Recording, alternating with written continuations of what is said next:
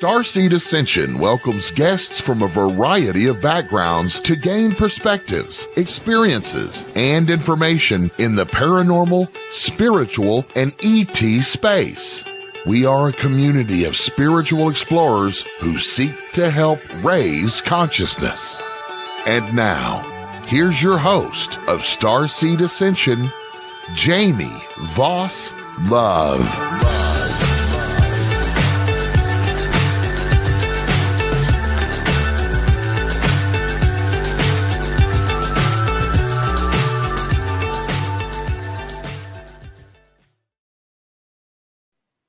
Welcome back to Starseed Ascension. I'm your host, Jamie Voss Love, and tonight we have yet another very special guest. So our guest tonight is the author of The Reluctant Alchemist, which is a slightly fictionalized memoir of her journey to the magic inside of herself, which is the same magic that resides in all of us. She trained in spirit release with David Furlong and Shomit in England before returning to the States, and her work as a therapist specializing in trauma, transformation, transcension. She is also a meditation guide, spiritual guide, mother of two, wife of Joy Boy, and lover of all things weird with a capital W. The second book, Alchemists of Atlantis, will recount the fall of Atlantis and the original seeds of divine magic placed in the human race. And in cooperation with her guides, she is also developing an approach for teaching people to connect to loved ones on the other side to help them have a greater connection to all. So she also has a YouTube channel that is under Cathryn Abbott Jones. But please welcome our guest tonight, Cathryn Boyd Abbott, formerly Cathryn Abbott Jones. Sorry for all that the right. You did. That was perfect. Thank you. Thank you so much for having me on tonight. I always love talking to you. I love your energy. So I'm super excited and honored to be here. So thank you. Well, beautiful. Well, we are so happy to have you and to hear more about your experiences, story, your books, and anything else that wants to come through tonight. We'll see. All right, we'll see. I love it. Well, first of all, I have to tell you the weird, loving all things weird with a capital W, that was in my head for like days, and I'm like, who said that? And then I finally realized tonight that it was in your bio. So I love that. Cathryn, I want to talk about, just to start, because there's so many things. Do you want to talk a little bit about your childhood experiences? Did you have any kind of mystical experiences growing up, or what kind of led you to the path that you're on today? So I can't, so the only thing, like when things first broke open for me, as is, recounted in my book, The Reluctant Alchemist, I tried going back and like trying to think like, wow, did I miss some stuff when I was a kid? Was I just completely tone deaf to people, to my guides trying to get in touch with me or anything? And,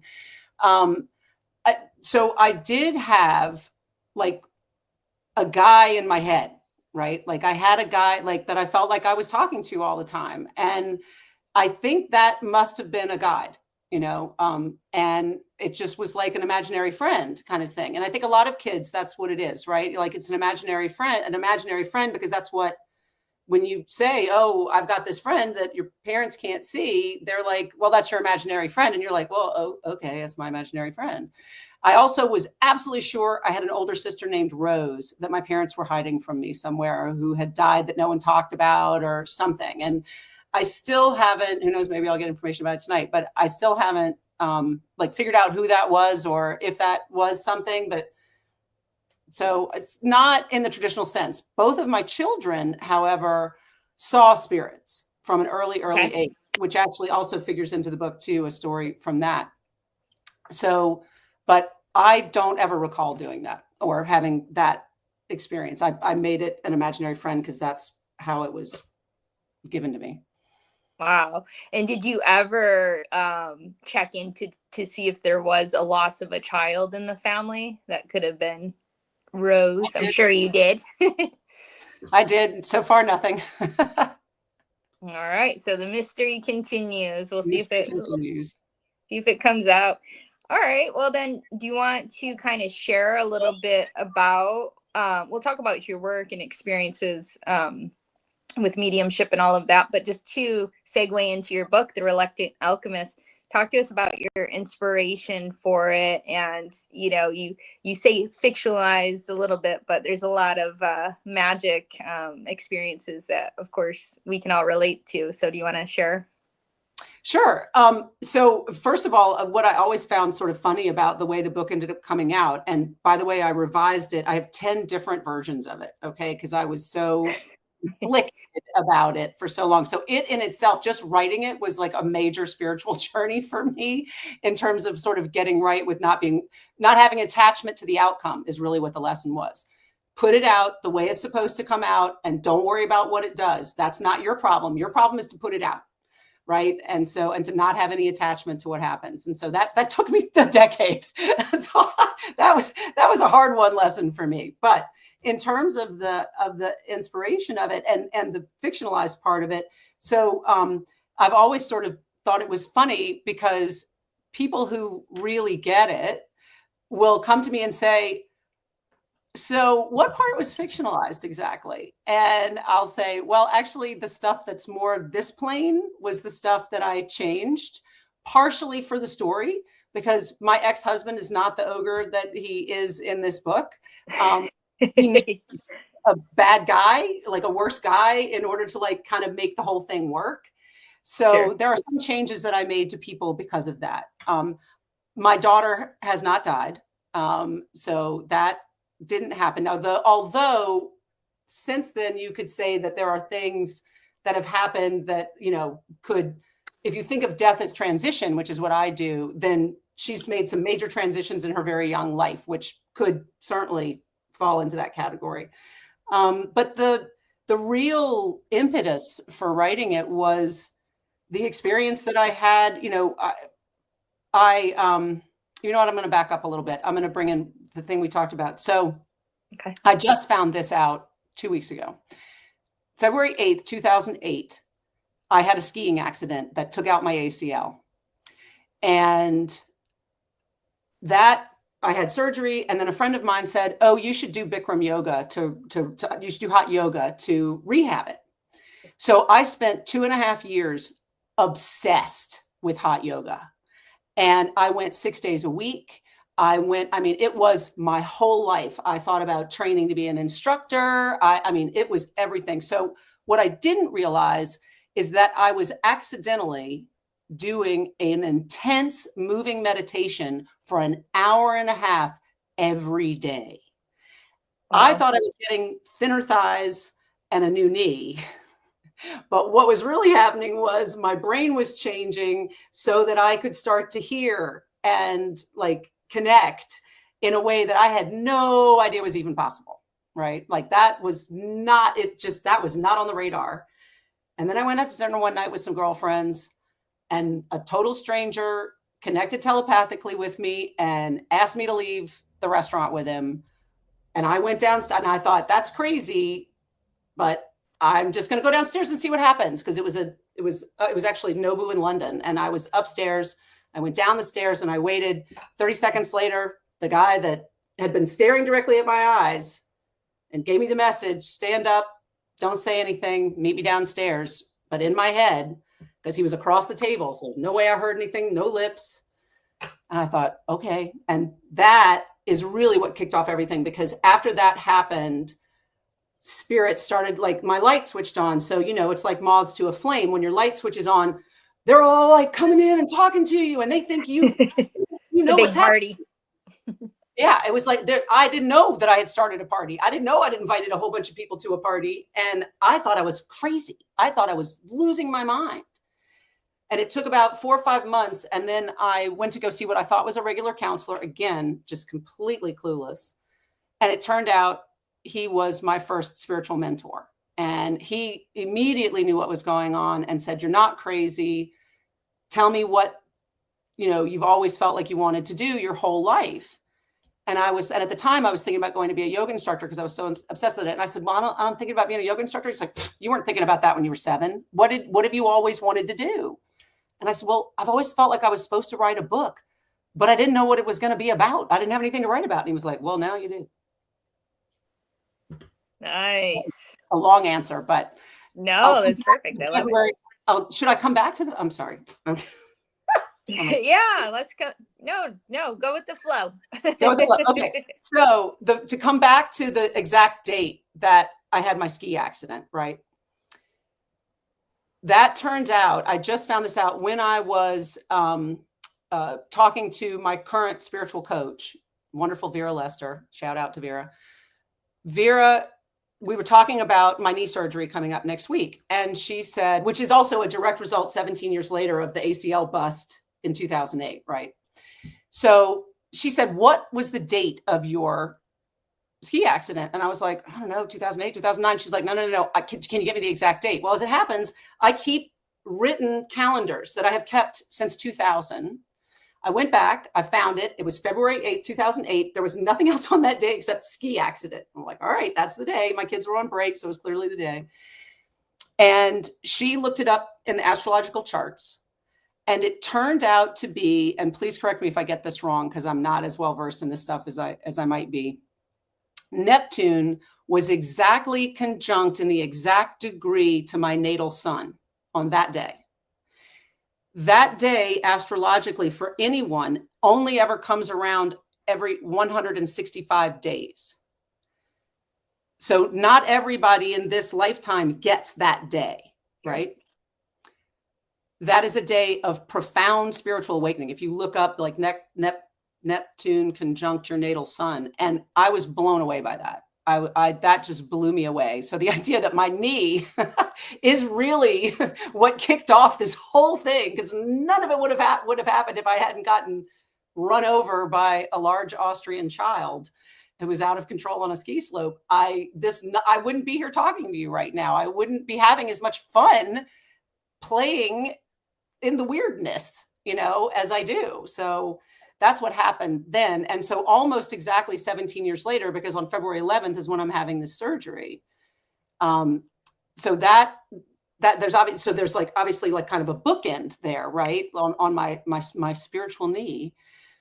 It turns out also that at the end of 2012, which is when I got the telepathic communication with the guy, Neptune was flirting with Pisces.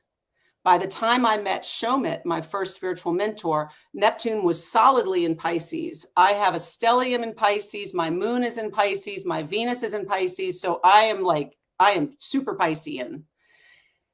And Neptune has been in Pisces for the last 14 years. It's moving into Aries this year.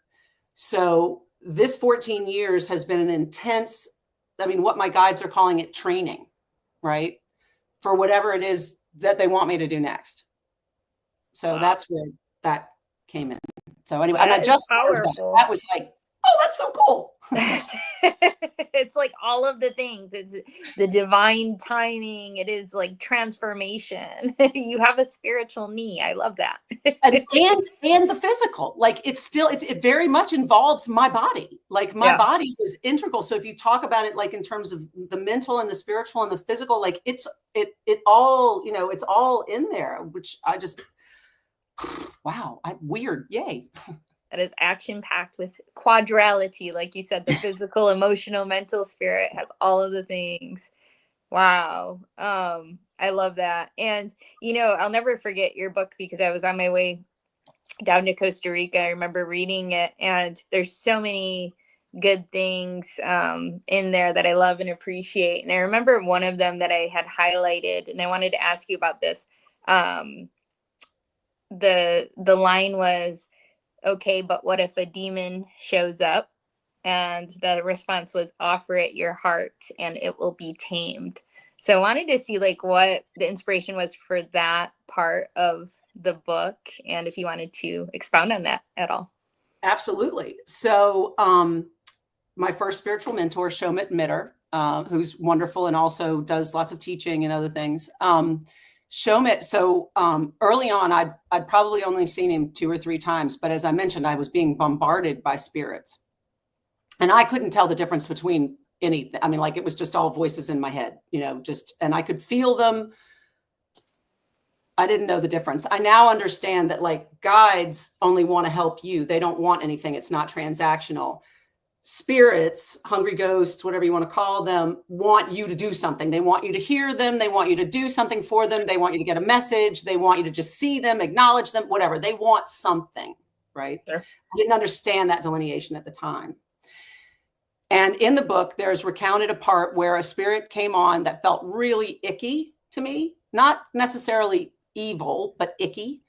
And it wanted me to, like, have sex with it, essentially. Like, it was trying to do that. It was, affecting those parts of my body. It was getting me turned on. And I was like, whoa, this is way out of line here, guys.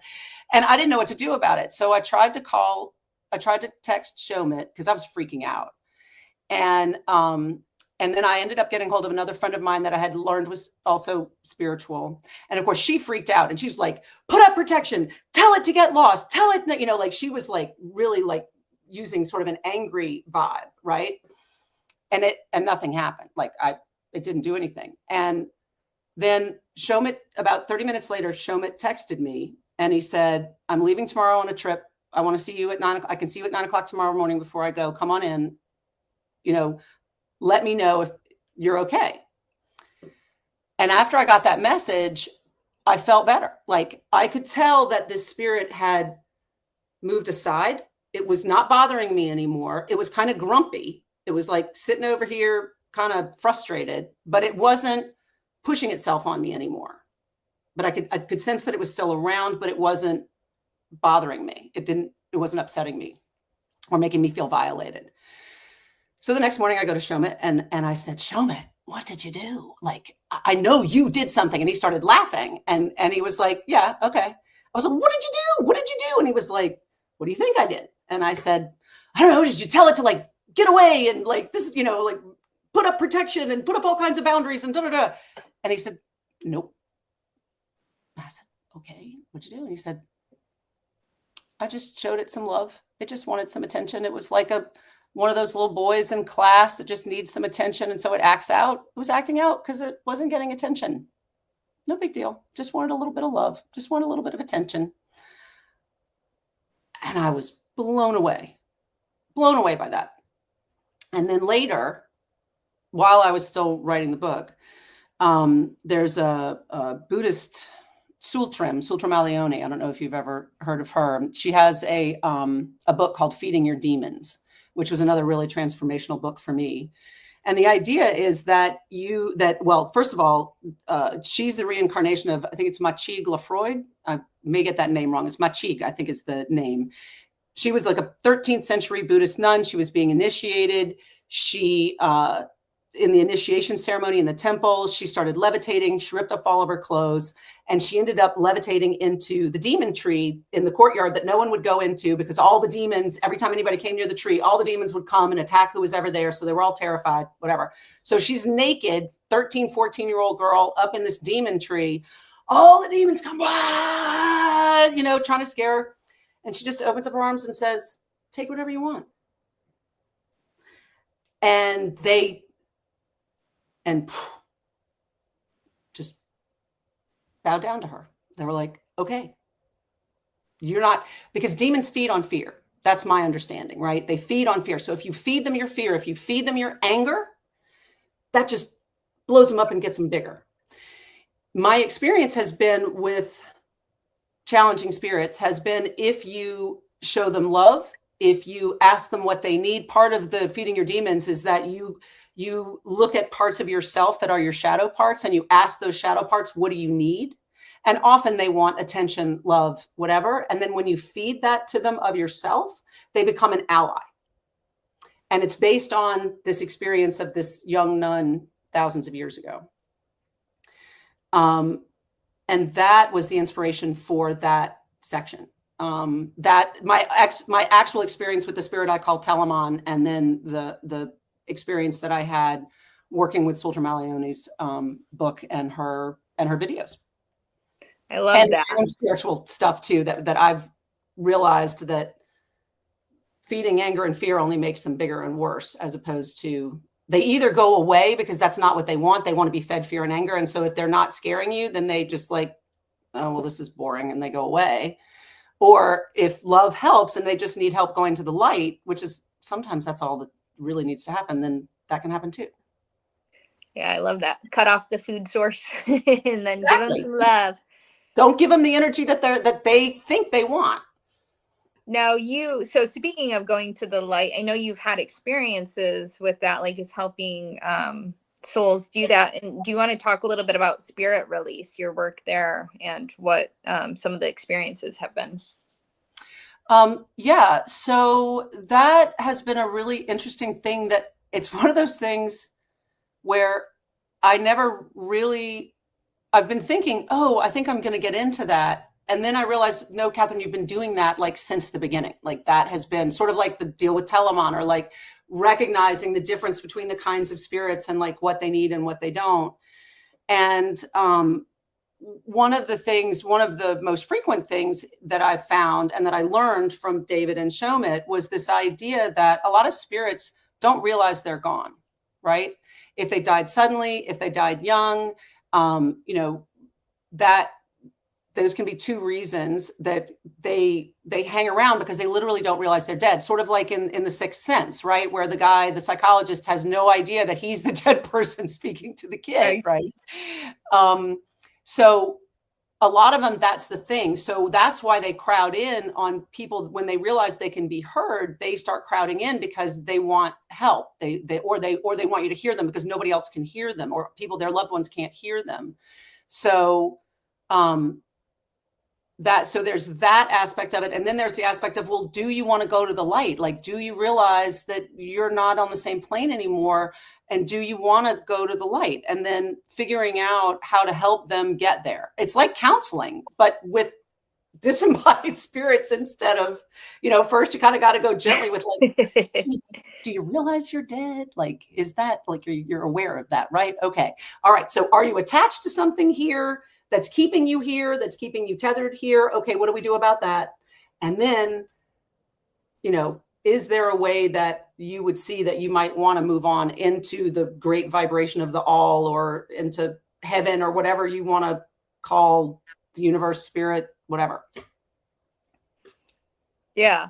And didn't you have an experience where you were going on a cruise? Could you share that? Thank you for, yes. So last summer I was going on a cruise with my mother for the 80th anniversary of D-Day.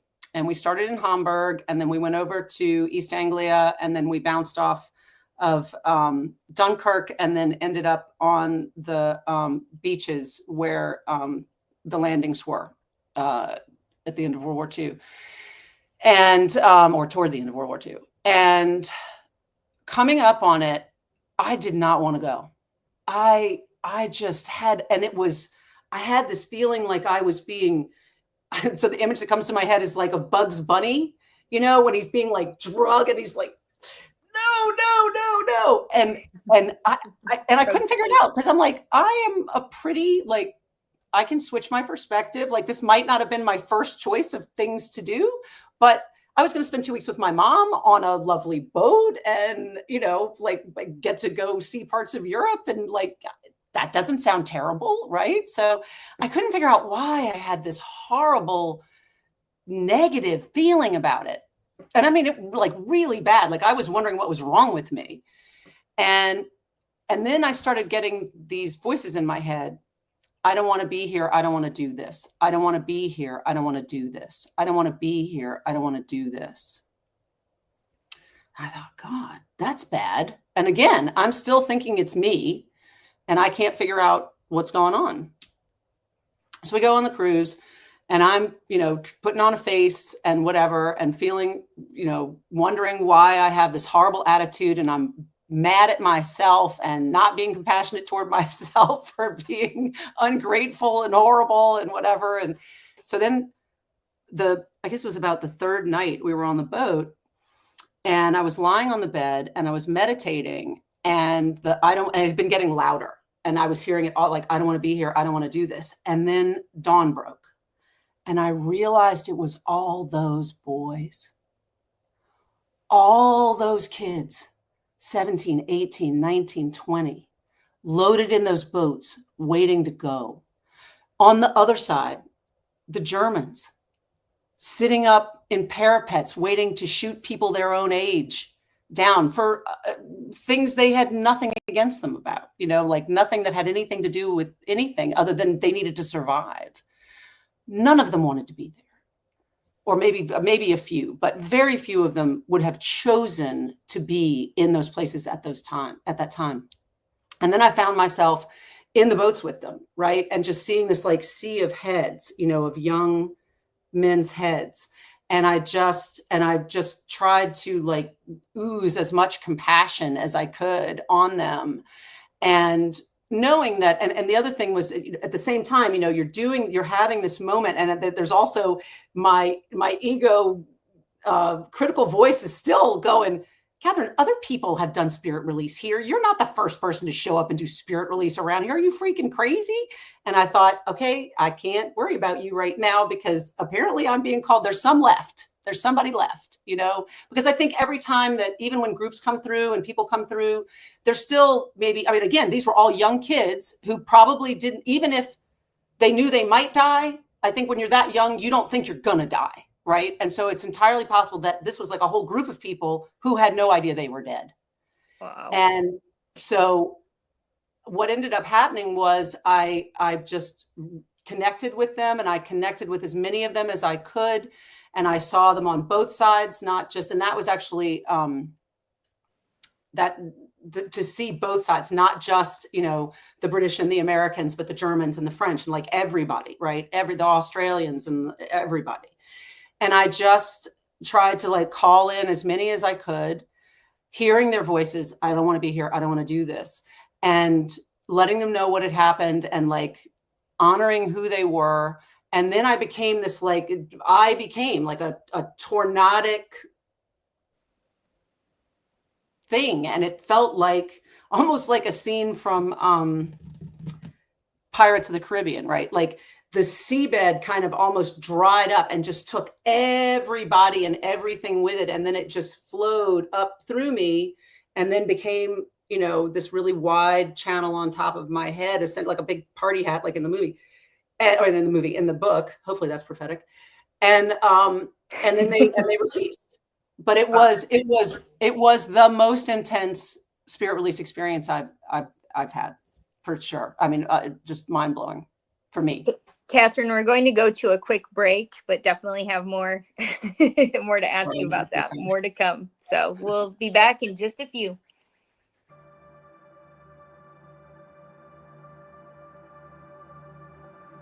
Unlock the mysteries of the spirit realm with the new book, Meeting Wallace. In this channeled work by renowned psychic medium Larry Costa, the reader will delve into the profound wisdom of his spirit guide, Wallace. Together, they share the transformative journey of harnessing psychic powers from the celestial plane. Discover the extraordinary psychic gifts that have empowered Larry on his path, and immerse yourself in a thought-provoking and awe-inspiring read. Meeting Wallace is a groundbreaking endeavor, and it is a perspective seen through the eyes of a spirit guide. Discover the wisdom of the spirit realm alongside actual photographs of ghosts and spirit guides. Get the book Meeting Wallace by Larry Costa at Amazon.com.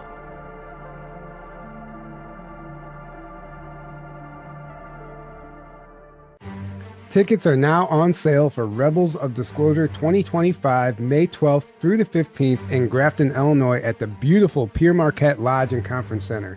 This will be a 4-day event with 12 speakers covering topics such as ET contact, experiencer testimonies, lost history, secret space programs, time travel, Illuminati, parallel realities, and so much more. Visit journeytotruth.online for more details.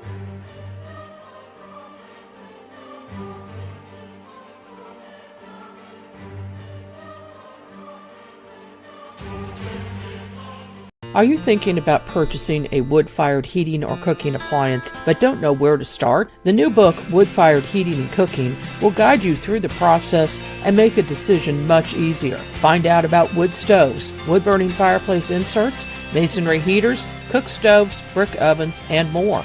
Learn about operation and maintenance, buying and storing wood, even how to make your own charcoal. A bonus section includes delicious recipes for cooking in a wood-burning oven, grill, tandoori oven, or smoker. The wise homeowner, prepper, or homesteader will have the ability to heat their home with wood when the power goes out or to save money on increasing gas bills. Wood-Fired Heating and Cooking is available at Amazon. Visit www.woodfiredpub.com for more information. That's woodfiredpub.com.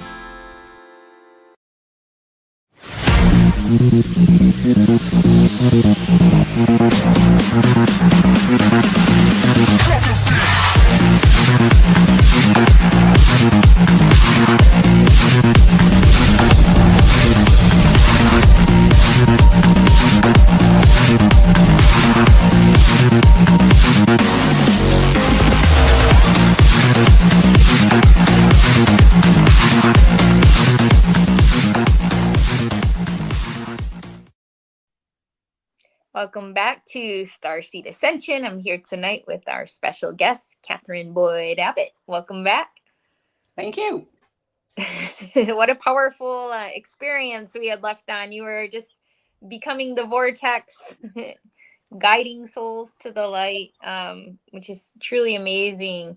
And I know, well, you mentioned prophetically, potentially a movie with your current project, and I kind of want to go into that and ask you some questions. But one thing I wanted to comment on in your bio, I know you mentioned developing a technique for mediumship or to connect, or we can just say to connect people to loved ones, to help them connect or to have a greater connection to all, which I love. And by that, do you mean like more expansive realms and energies? Yes, exactly. The idea being that it's easy for us to connect, or easier for us to connect to loved ones, right? If you know what that person feels like, you know what it felt like to hug them, you know what it felt like to be in a room with them, you know what their energy feels like. So connecting to a loved one is easier than connecting to a greater expanse of vibration, potentially. I mean, that it depends on the person. But to Sure. me, what my guides are showing me is that our loved ones can be like portals to the other realm. And that is wonderful for everybody, right? Because then we have a connection to those who we've physically lost in this plane, but who are still with us. They are able to have a connection with us, and they are able to help us. And so we can help them if they are struggling with anything that was left undone over here. But then also they can help us, pull us through that portal to the greater vibration that's out there, or whatever however you want to put it, God or goddess or the universe or source or whatever. Love that. And you recently found out about some galactic lineages and connections you had. Is that right? That's right. Yeah. So I still don't, I'm kind of still waiting for more information about that. I think it's probably about, so it's a Lyran connection, Lyran. See, I don't even know how to pronounce it. How do I pronounce it? Is it Lyran? Do most people heard it both ways. It's tomato. Okay. The Lyran is the way I hear it, so I'll just say Lyran. And Lyran's like a lyre to me, which is vibrational, right? So I don't know, that works for me. And I think it's probably to do with the next book, right? So part of that, the Alchemists of Atlantis, is that the idea is that the Olympians, Zeus, Hera, that whole group, and the Titans, Atlas, Kronos, Gaia, Oceanus, were different alien races, right? Mm-hmm. That came to the Earth a long time ago. But they couldn't necessarily, they could stay here, but they wanted to really ground themselves here. And they were trying to figure out how to mate with the humanoid creatures that they found here. So I'm suspecting, and actually I may be just getting this now. Thank you for asking that question, because here it comes. So the Titans, I think, were Lyrans, is what I'm starting to hear. So the Titans were Lyrans. I don't know yet who the Olympians were, but at one point, the Olympians and the Titans go to war in what's called the Titanomachy. And so I'm guessing that's why the Lyran connection has come up for me now. I was always, back to the childhood question, I was always obsessed with myth when I was a kid. So all of this stuff is well tread ground for me. And I know that a lot of the stuff that I've been getting is actually a twist on a lot of it. And not surprising that, it got put through a patriarchal lens and, distorted over time for different people's advantage or power or, so yeah. So I think that's for me, that's the connection, is that the Lyrans were the Titans. And so that would make my lineage going back to the Lyrans. Okay, wonderful. Yeah. And I know this book is coming through in downloads and through your channel and like packets of information. Do you have memories of Atlantean times that have come through?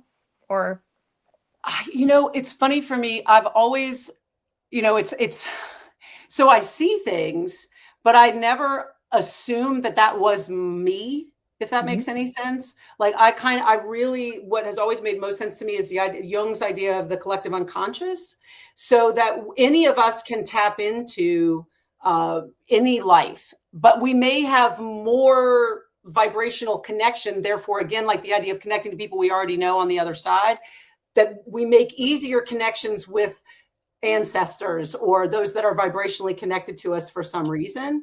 But I know one of the arguments against, when people talk about past lives, one of the arguments against it is like, oh, well, everybody's Napoleon.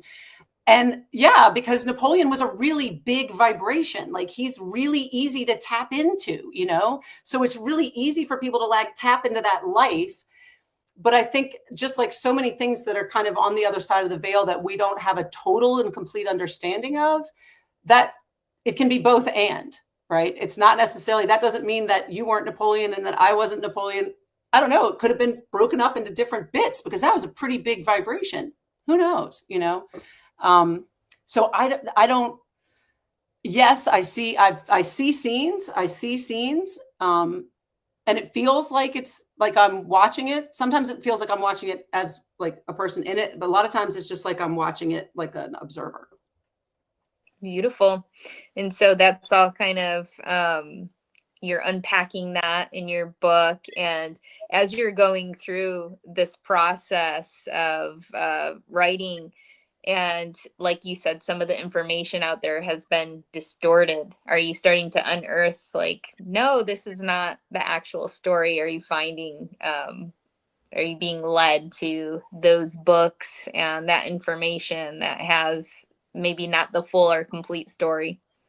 So it's interesting. So some of it has come from pieces like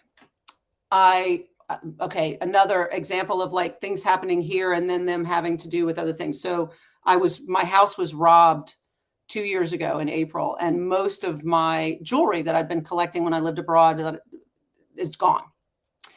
And a friend of mine who's also heavy into myth mentioned, I think it's a Sumerian myth called Descent of the Goddess, right?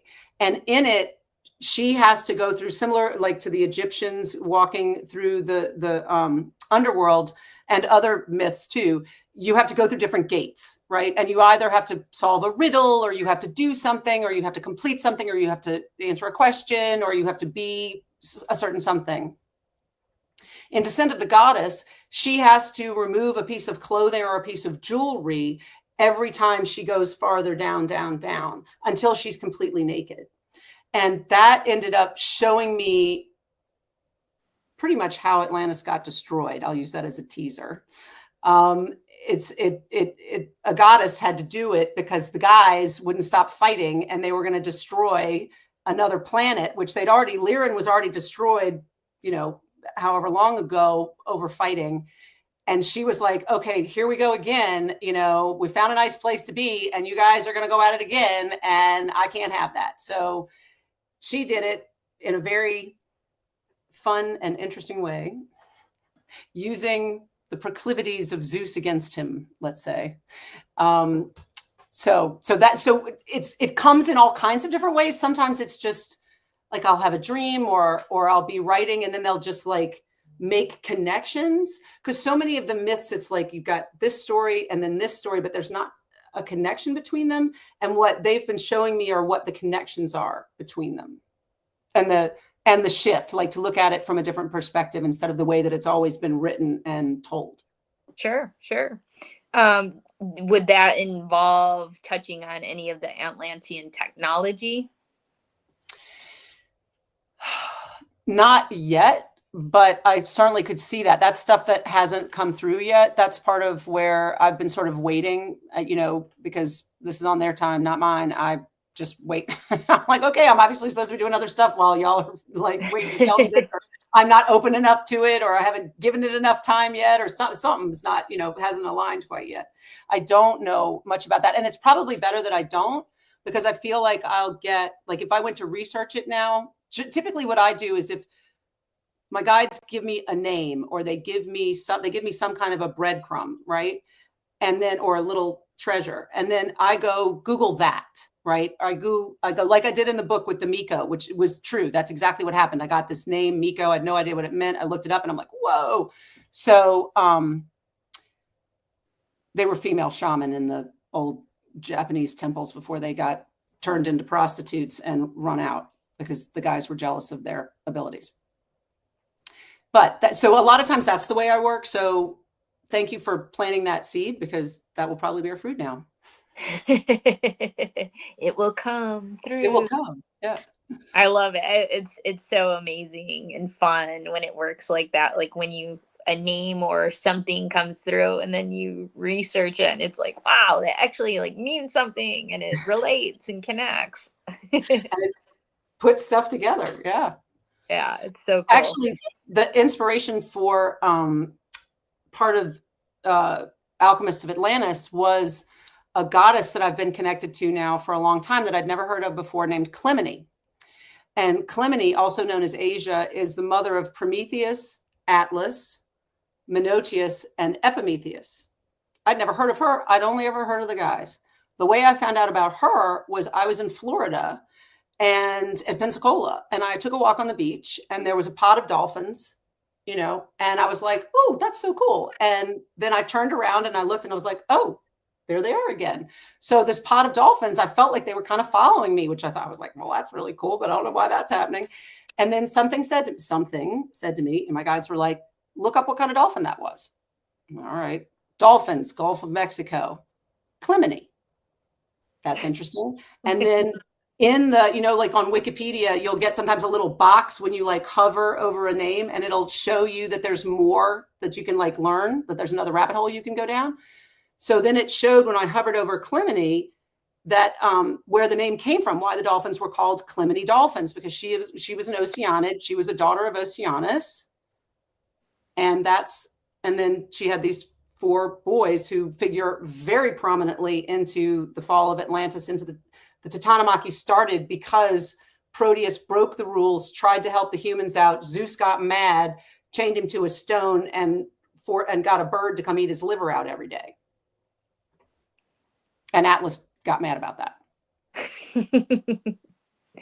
Yeah, that's action packed, and there's a lot that parallels, I'm sure. That's another interesting piece, right? A lot of interesting parallels showing up.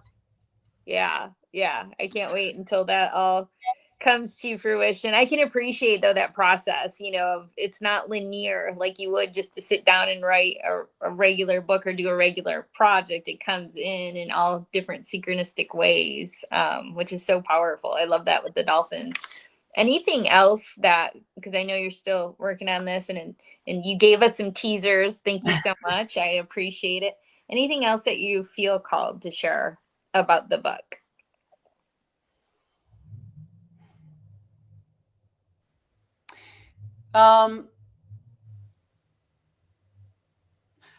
So a message that I've been putting out on my YouTube lately, and guided, and that is to remind us that no matter how dark things seem at any one time, there are millions of years behind us, and things go up and they come down, but they always come back up again. And that no matter how bad things seem, like the destruction of Atlantis seems like a horrible thing. It was a horrible event, right? It destroyed technology. It destroyed. I mean, it's unfathomable. I mean, it would be like blowing up the United States, right? Just blowing it up wholesale, just losing everything and everybody, right? But that's not the end, right? It's not the end, because in the end, what happened was, and I think I can say this, is that yes, Atlantis was destroyed, but Clemene sent her thousands of Oceanid sisters out into the world to mate with the humanoids, which planted the seeds of magic in this race on this earth. Planted the alien race seeds, planted magic, planted divinity, whatever you want to call it, at least in this version, right? In this story, it's not the truth. I don't believe there's, a capital T truth. But in this story, that's where they came from, because the guys had it wrong, right? The guys had been trying to implant their seed in the humanoid females who couldn't handle the seed. They died. They couldn't handle it. But the girls could handle the humanoid seed from the Oceanics, right? So there's a couple of messages potentially in there. But to remember that no matter how dark things seem, it's okay. We're okay.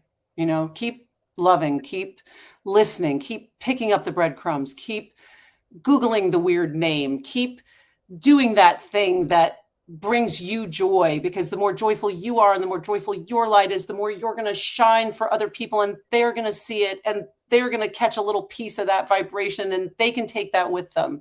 That's what we need, That's beautiful. And the timing of it just feels so divine. And even, the information that you're pulling through, we can still call it truth. And I think all of it, like, it's all possible, right? Like, I never want to act like I know what it is. Do you know what I mean? Get what you're saying. Yeah. I don't know. I'm just playing here, right? And I know what's true for me. I know what feels right for me. I know what brings me joy. If it does the same for you, if it sparks something in you. I mean, my favorite thing is when somebody tells me that the book sparked something in them, that they got in touch with a guide, or realized a spirit was trying to get in touch with, or, that they had some sort of transcendental transition because of what got written here, which isn't me. I channeled that. I channeled the whole experience. So it's not me. My job is to be a clear vessel to try to just give people what helps them. That's beautiful. And Cathryn, just you as mom, real quick, I wanted to revisit, because you mentioned the kids are intuitive and well-connected. Did you know that before you were having, before you had your experience where your own clairaudient abilities sort of turned on and amplified? It actually started at about the same time. Okay. We were, the first time it came up, we were living in London. We were living in a flat in London near Sloane Square. And my kids were staying in the same room together. My daughter was 2 and my son was 6 and a half, 7. And they would talk about this little boy who would talk to them wearing pink knickers. And I was like, they've both got an imaginary friend. I mean, that's what caught me was like they both talked about the kid separately. And I'm like, okay. And it was really at the same time, because that was even before, like that was after the ski accident, but before I like had checked in. Wow. And by that experience and observing it and realizing that they could be connecting to another dimension, or spirits or loved ones, did that kind of awaken in you the possibility that that same truth could have been your experience growing up when you had your imaginary, I'm putting it in air quotes, That's right. imaginary friends? Wow, Jamie, I really love the way that you put together. I love the way you've put a number of things together tonight. So thank you for that. I think it's kind of symbiotic, right? Like I was getting switched on at the same time, but they were very open with me in a way that I don't know that I was particularly open. I guess I must have mentioned my imaginary friend because somebody told me it was an imaginary friend and not anything else. I didn't tell them that. Like I at least had enough not to try to label it for them or change it or make it different. But yeah, I'm going to have to ponder that. I love that. Okay. All right. And just wanted to go back to, you had an experience. I know this may be personal, so I don't know if you want to share details, but you had helped some friends connect with a loved one. Is that something that you are still providing as a service, or is that more just like if a spirit comes to you and you feel called to share? How do you go about sharing that information when it comes through your channel?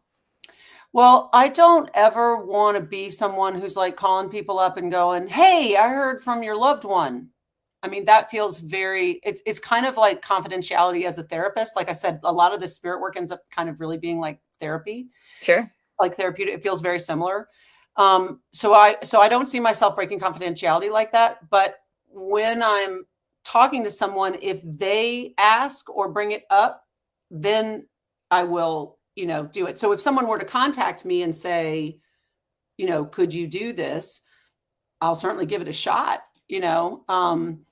I don't know that I feel confident enough about that to like say, I'm going to charge your money for it. But it is certainly something, and it definitely plays a part in my intuition and my guides play a big role in my therapy work. Like they're constantly in there, like, say this, ask this, do, so. But it's work I love. Like when it's happened, it's been amazing. And I think it's easier maybe with people you don't know. Because when people have just randomly contacted me, like through friend of a friend or something, I'm not in my head about it. I'm able to be a clearer channel about it. So I think I just probably need to spend less time in my head about it. Sure. Well, Cathryn, how can people work with you for what you are offering now? And where can we find your book? So my book is available everywhere books are available. So bookshop.org is the independent, bookstore. And it's on all the others. It's also an audio book. So you can order it from just about anywhere. The Reluctant Alchemist, Cathryn Abbott Jones. I've got my YouTube channel, which is where I put up, 8 to 10 minute talks. I've got about 90 videos on there. And then people can always contact me via my website, CathrynAbbottJones.com. I haven't changed that yet. I'm a little schizophrenic about the name right now. It's You're really a double hard agent. to your name. I love it. Okay. And then what about timeline for your upcoming book? Well, I'm afraid I have to give that to spirit because I don't, I'm imagining that it's possible that this downtime that's being carved out by my knee surgery may allow me some real time to like disconnect from all the other stuff that I'm doing and really like allow some stuff to come through so that I can, because I know the whole story, but it's the fleshing out of it that just hasn't wanted to come through yet. And maybe it's because I'm missing some of that information that you mentioned. So. Divine time. Divine time. It will be ready. The people will be ready. So, Cathryn, we appreciate you. Thank you so much for your time tonight and sharing. And everyone who is listening and watching, thank you so much for tuning in. Until next time, may you find peace in the mystery of the cosmos, and much love. Love you. Thank you. Mwah.